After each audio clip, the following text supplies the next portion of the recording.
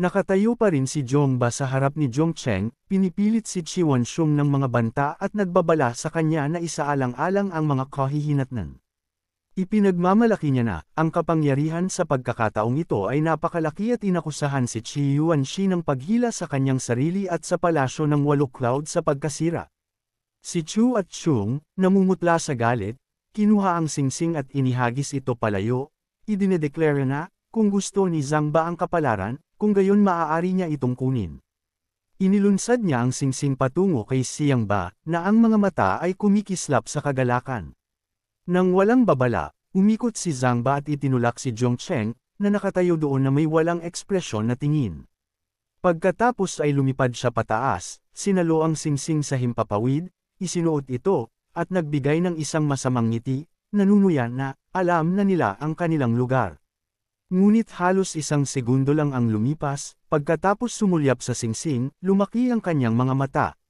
Sa kabilang panig, inihayag ni Qi Yuanshong na, lahat sila ay niloko ng batang iyon. Si Zhongcheng, na nakabangon at nagpapagpag, bamulong na may pagkalito na, tila baliw ang lahat at lahat sila ay nahuhumaling sa singsing. Si Zhongba, na ngayon ay namumula sa galit, itinuro ang isang daliri sa mukha ni Zhongcheng at sumigaw na, kung hindi mo ibibigay ang kapalaran, magdurusa ka sa isang kakilakilabot na kamatayan. Si Zhongcheng, naguguluhan pa rin, nagtanong ng walang kaalam-alam tungkol sa, anong kapalaran ang ibig mong sabihin? Kinuyam ni Shangpo ang kanyang kamao at sumigaw tungkol sa 9 Great Spirit Talismans, ang Fox Spirit Contract, at ang buong tago ng kayamanan na nakuha niya. Pagkatapos nito, sa wakas ay pinagsama-sama ni Zhongcheng ang mga piraso. Lahat sila ay nag-akala na dinurog niya ang mga pangunahing sekta sa pamamagitan lamang ng paggamit ng singsing, kaya sila ay nagmamadali na nakawin ito. Si Zhongba, naganap na nagpalit ng gear, lumipad pataas ng may spiritual force at nagbabala sa lahat na huwag kumilos ng padalos-dalos, nagbabanta na, sinumang maglakas loob na abutin ang talisman ay mawawalan ng ulo. Si Zhongcheng, nagpapanggap na nagagalit, sumigaw na, si Xiangba ay isang mapagkunwari, itinuro kung paano niya siya ipinagtanggol at na, akala ko talaga siya ay isang disenteng tao. Kinutya niya na, kahit maghanap pa sila, wala silang makikita. At kung ganito ang mangyayari, hayaan na. Si Ba, nang marinig iyon, ay naglabas ng isang nakamamatay na tingin. Umungol siya na, malinaw na pinili ni Zhongcheng ang kamatayan. Pagkatapos ay inilabas niya ang kanyang family technique, ang Divine Talisman Control, at itinutok ito patungo sa matandang lalaki. Sa ibaba, ang mga tao ay napasinghap at sumigaw na, ito ang 5-color Divine Talisman. Nagpapatunay muli na si Xiangba ay talagang ang Crown Prince ng Qianhuang Dynasty. Nagtapos sila na, sa pagkakataong ito, tapos na si Zhongcheng. Ngunit hindi nagpakita ng takot si Zhongcheng. Nag-uumapo siya sa kagalakan tungkol sa kung gaano kalakas ang taong ito. Kung makakakuha siya ng lahat ng mga taong ito upang hamunin siya, hindi ba siya ihanda ng system upang manalo? Sa labas pa rin, pinanatili niya ang pag-arte, nagmamakaawa sa kanyang kamahalan para sa awa at umaamin ng pagkakamali. Pagkatapos nito, bumaling siya kay Qi Kangyong, Qi Yuanshang, at Elder Kung, tinawag sila ng may pagkaapura, ipinaalala sa kanila na siya ang kanilang pinarangalan na panauhin, at pinipilit silang iligtas siya at magsalita para sa kanya. Halos umubo ng dugo si Qiwanshong dahil sa galit. Sumulyap siya at sumigaw na, ang bastardo ay nasa pintuan ng kamatayan at sinusubukan pa ring sirain ang matatag na alyansa sa pagitan ng 8 Clouds Palace at Qianhuang Dynasty. Nang marinig ang walang kabuluhang ito, sumanghal si Zhongcheng sa loob, iniisip kung paano lang ilang minuto ang nakalipas, lahat sila ay abala sa pag-aaway para sa kanyang singsing. Sa sandaling iyon, isang boses ang pumasok sa tainga ni Zhongcheng, nag-uutos na, ibigay ng bata ang kapalaran kapalit ng kanyang buhay. Nang marinig iyon, agad na nagtaka si Zhongcheng kung sino ang nagpapadala ng mensahe.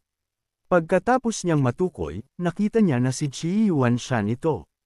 Nagpatuloy si Qi Yuanshan, inaangkin na, ang Grand Formation ng 8 Clouds Palace ay nasa ilalim ng aking kontrol at ang pagkatalo kay Xiangba ay madali. Kailangan ko lang ang kapalaran. Nang marinig iyon, dumura si Dang Chung sa isip, nandidiri na, Ang walang hiyang lalaki ay gusto pa rin ang kanyang premyo. Ngunit hindi siya nag-iisa. Sa likuran niya, sumali rin si Kung Won-shan, pinipilit si Bata Zhongcheng na dahil sa halos hindi na siya kumakapit, dapat niyang ibigay ang kapalaran at umasa sa kanya, nangangako na maaari niya siyang protektahan. Nagulat si Zhongcheng sa pagbabagong iyon at sumumpa sa loob na, kahit siya ay sumali sa mga scavenger. Pagkatapos ay nagsimulang magpadala ng mga mensahe ang isang grupo ng mga miyembro ng palasyo ng 8 sangay ng sunod-sunod. Pinilit nila si Zhongcheng na isuko ang kapalaran at ginarantiyahan ang kaligtasan bilang kapalit. Paulit-ulit nilang itinulak na, sila lang ang makakapagligtas sa kanya. Sila ang kikilos sa ngalan niya. Dapat na lang ibigay ni Bata Zhongcheng. Ibigay ni Zhongcheng sa kanila. Sila ang hahawak nito. Zhongcheng, maaari ka nilang iligtas. Hindi ito tumigil. Nakikinig sa kanila. Naglabas lang si Zhongcheng ng isang nanunuya na tawa. Iniisip na, ang pagmamakaawa ni Chi Yuanchong na tumulong ay sapat na nakakaawa. Ngunit ang mga extra na iyon ay sama-sama lamang para sa mga tira-tira.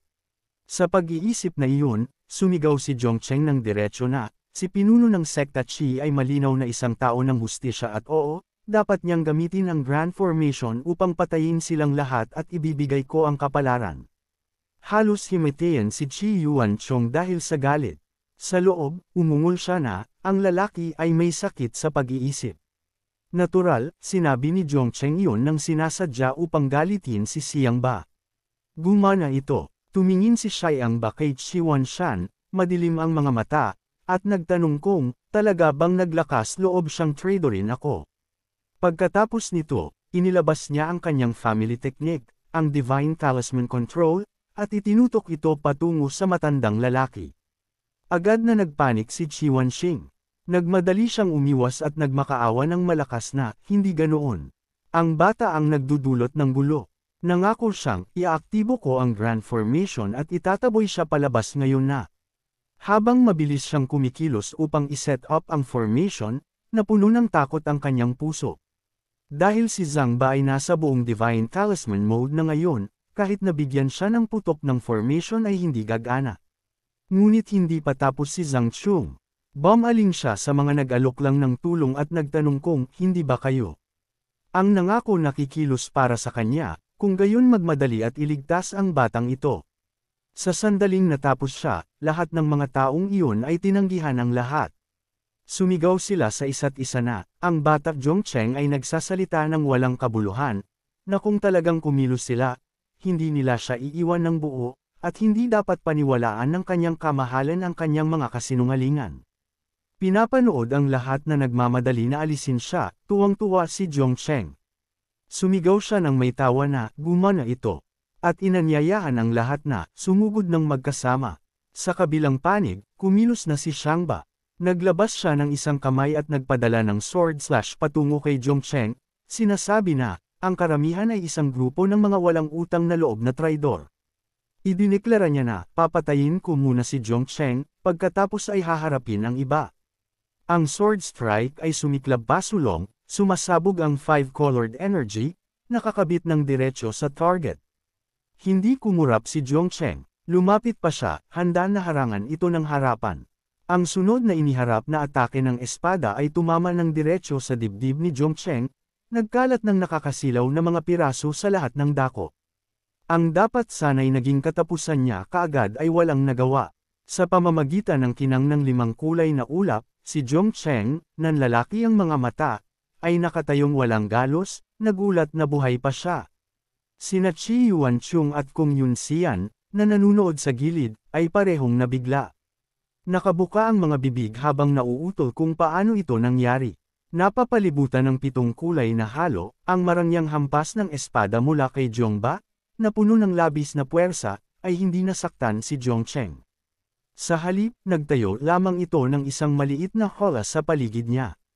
Napagtanto ito, umungol si Zhongcheng sa pagkadismaya at nagreklamo na naiinis na siya. Kahit ang may-ari ng teknik ng espada ay mukhang nagulat talaga, bumubulong sa sarili na mayroon na itong 7 kulay na halo, at nagtataka kung paano iyon nagkaroon ng kabuluhan. Ngunit hindi nagtagal ang paghinto na iyon.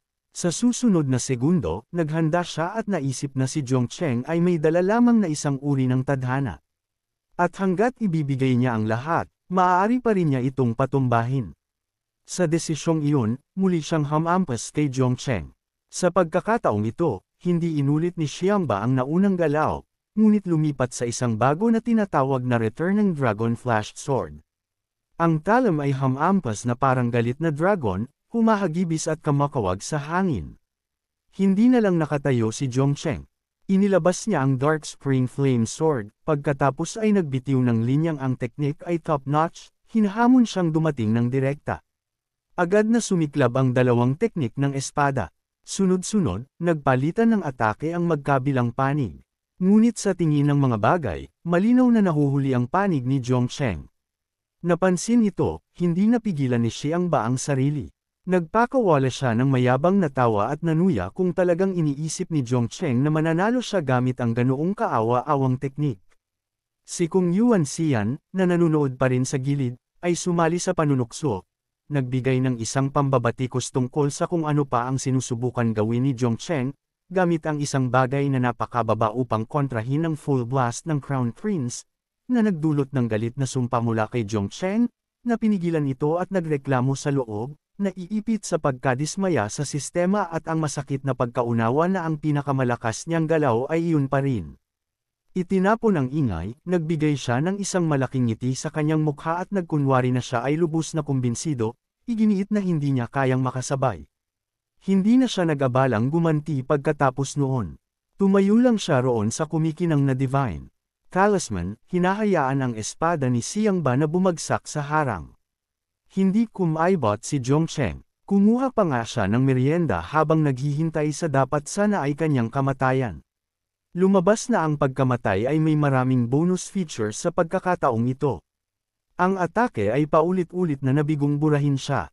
Kahit papaano ay nakatayo pa rin siya ng maayos, nakatingin kay Zhangba na kasalukuyang umaatake.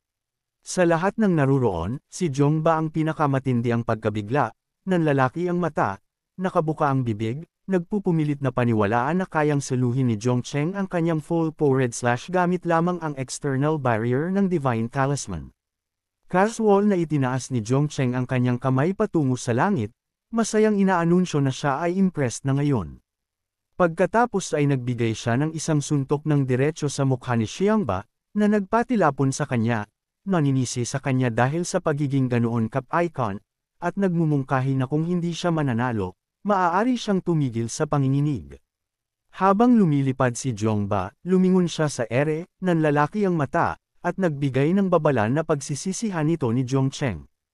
Pagkatapos ay umungol siya ng utos para sa lahat sa paligid na lusubin si Zhongcheng, na inaangkin na ang Imperial Chan Emperor ay magbibigay ng mga gantimpala na nagpasigla sa karamihan. Kumislap ang mga mata habang lumilipad ang mga mahiwagang kayamanan, lahat ay nakatutok kay Zhongcheng na may mga banta na sinundan nila ang Crown Prince, at si Zhongcheng, na mat na iyon ay mas mabuting magsimula ng sumulat ng kanyang huling habilin. Pagkatapos ay dumating ang bagyo. Sumabog ang Salamangka na parang isang tidal wave. Nakatayo pa rin si Zhongcheng, duguan ang mukha, nakangiti na parang baliw, sumisigaw na ang lahat ng paghihirap na ito para sa kapakanan ng ilang stupid lot ay pumapatay sa kanya. Si Qiwan Shang, na laging henyo, ay nag-aktibo ng isang formation at sumigaw na tatapusin niya ang mga bagay-bagay. Isang malaking pagsabog ang bumaba, gumuho ang mga bato, at sumabog ang mga debris sa lahat ng dako sa ilalim ng impact. Kahit si Xiangba, na nakatayo ng malayo, ay naapektuhan at kailangang harangan ang kanyang mukha. Nang matapos ang atake, namatay talaga si Zhongcheng. Sa pagkakataong ito, ang kanyang kaluluwa ay lumutang paitaas, bumubulong ng makeup eta na siya ay pinatay ng isang grupo ng mga nobodies. Nakita siyang bumagsak, sumaya si Zhongba at binigyan ng sarili ng isang mental na pagbati sa wakas ay nagawa na niya ito. Tumingin siya kay Qiwan Shung. Hindi naghintay si Qiwan Shung.